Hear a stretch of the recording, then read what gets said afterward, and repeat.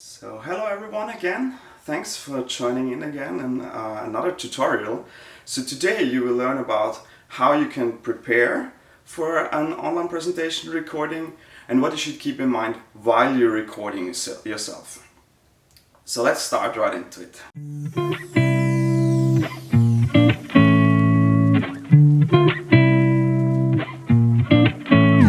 So when preparing for an online presentation, it's quite similar to preparing for a normal presentation. It really depends on how you normally do it. So I would, for example, dive deep into the topic I would like to present. So it could be, for example, about my research, so there I already know a lot about it. But on the other side, it could also be a topic that a professor or someone else gives you and you have to prepare for it.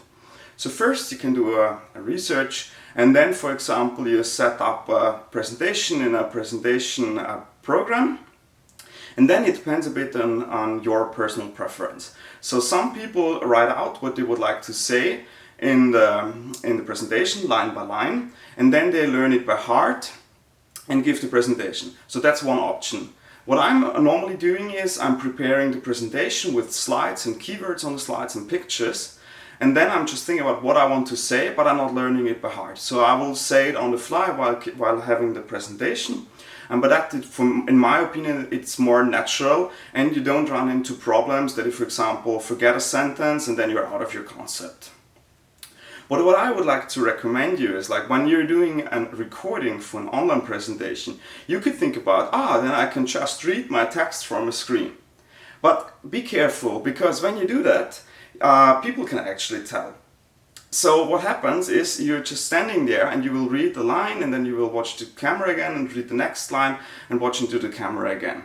And in my opinion, that's not really engaging. So when I see a talk or a recorded talk like that, I would be like, yeah, I'm not sure, the person is actually reading, so I'm not that engaged and I cannot get the feeling of excitement for the topic. But again, that's personal preference. So what I would recommend you is, if you have a presentation and you're thinking about which points you would like to make or which images you want to show in the end of the presentation, you can just place a TV or a laptop behind the camera, and then you can just click through the slides while you're talking. And what it helps you in the end is when you then just see an image and you want to describe it, you need to think about, in the end, it will be somewhere in this space beside you in the end of in the finished recording. So you can think of, you see an image or a diagram or whatever you want to explain, you can see it, you can talk about the numbers, and then you can point to where it will be somewhere beside yourself. So that's quite helpful, that's a tip. And then when you think of recording yourself, you will not do it like in one take. You will have some like misspellings maybe, or you forget a word and something like that. So keep in mind you should make breaks. So while recording yourself, just think of having a break in between, or you can have a break after every section of your talk, or when you have the feeling I need a break, just do it. Because you can afterwards just nicely stitch it together. You can also let it fade to black in between, so people actually know, okay, you took a break there.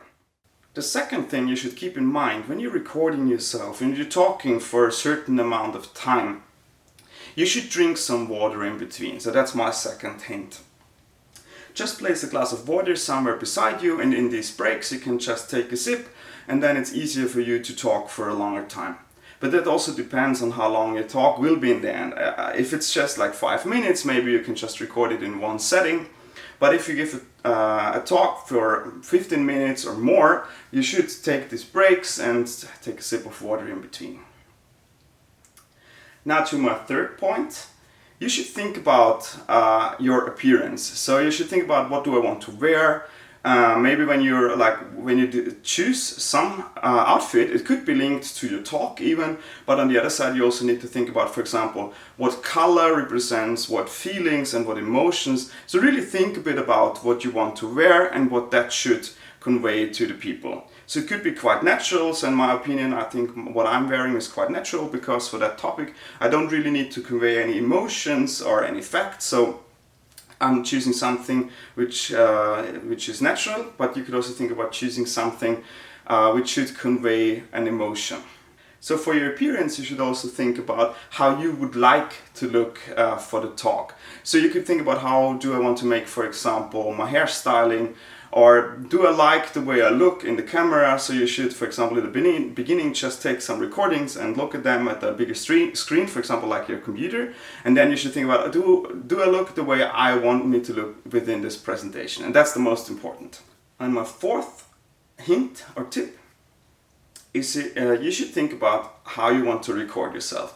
So it could be that you think, it would be quite nice if I can just sit somewhere and explain my topic, because that's more relaxed, more chilled, and I can record for a longer time when sitting.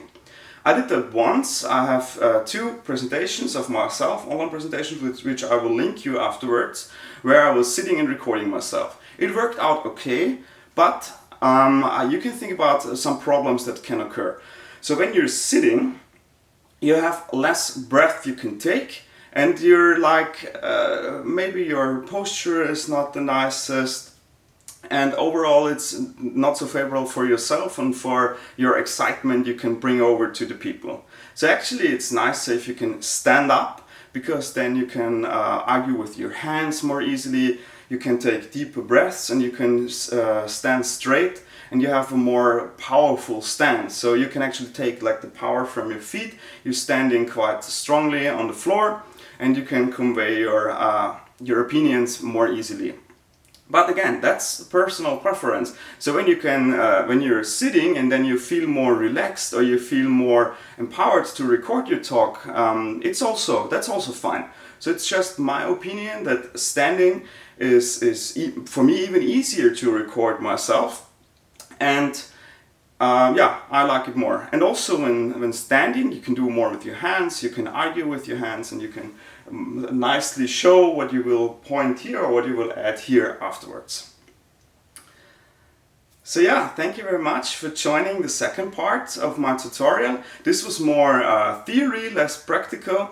And again, this is my opinion on the things. If you have any questions or recommendations, just write them in the comments.